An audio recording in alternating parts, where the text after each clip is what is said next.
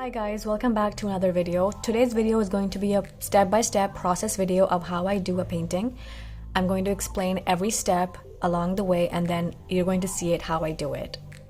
I'm going to be using this rose as my reference image, but before we start the roses, I'm going to paint a very dark background on my canvas because I want the creaminess of this rose, all the cream shades to pop on my canvas. And for that, I'm going to be painting it a dark blue background.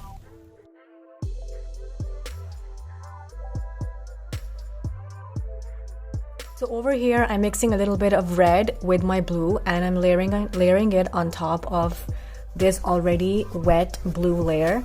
And what this will do is that it will create a darker blue so that our roses can clearly show up against this dark background. One more thing that you need to keep in mind is that this stage does not have to be perfectly painted. You can be as wish-washy in this as you want. It's actually going to bring up a lot of nice texture in your painting at the end, so you don't need to worry about painting it really neatly. Now that I have painted the background, the underlayer or the base of my painting, I'm going to wait for it to completely dry. So now that our background is completely dry, we're going to be using these two colors, burnt sienna and yellow ochre, to sketch out or map out the skeletons for our roses. The burnt sienna is going to act as all the dark parts of the roses and the yellow ochre is going to act as all the lighter parts of our roses. I'm going to be using this flat brush to map out the position of my roses, and then for further details I'm going to be using this tiny flat brush.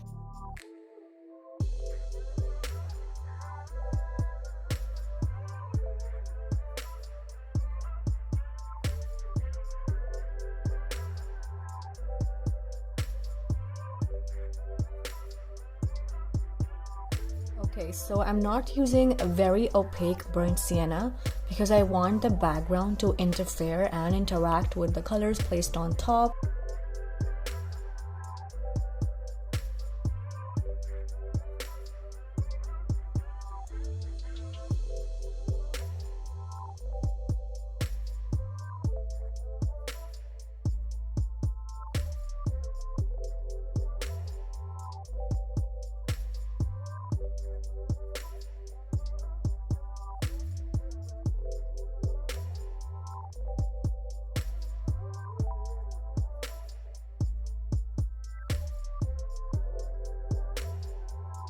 Now that we've sketched out our roses using burnt sienna and yellow ochre, we're going to let this layer dry too.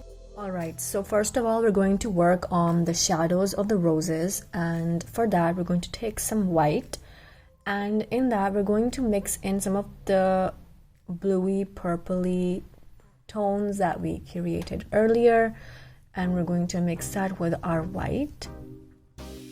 And we're going to take in some burnt sienna and a little bit of yellow ochre as well.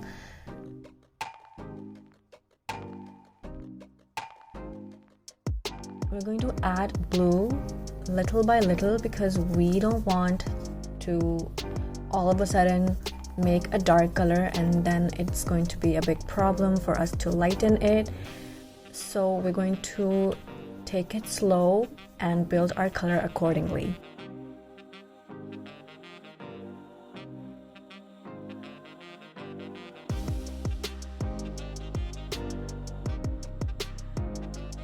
Alright, so now that we've created our color that we want for the shadows, we're going to start applying it.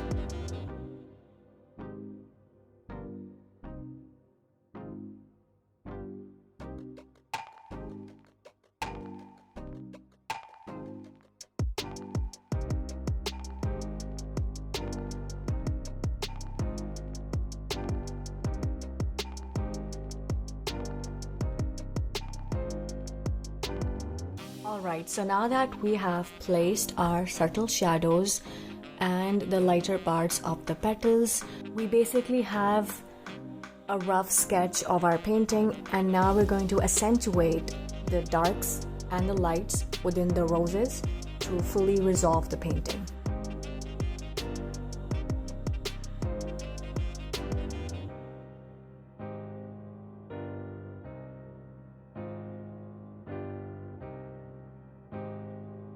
I will be using that same pinky color that we used here, and this time I'm going to slightly shape the petals and give it a little bit of more dimension.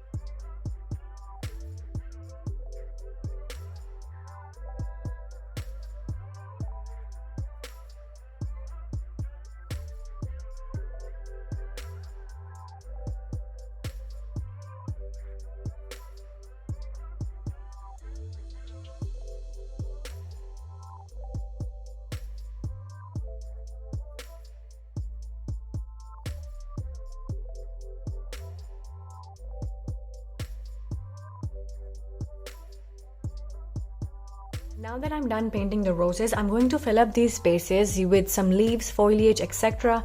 and then I'll show you the end thing.